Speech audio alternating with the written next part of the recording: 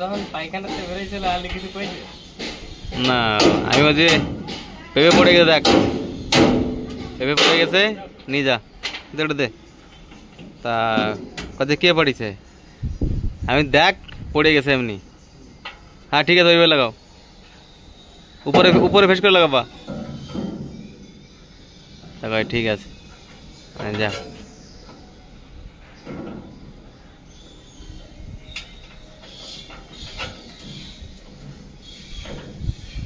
যাক আমাকে 4 জনের 5 জনের একবার হয়ে যাবে। হ্যাঁ পাগলি ওরকম তো খাওয়াই ভালো, নরম হয়ে গেলে ভালো লাগে না। না আরেকটু পাকতে হবে। হ্যাঁ বেশি নরমও থাকতে না আবার শক্ত।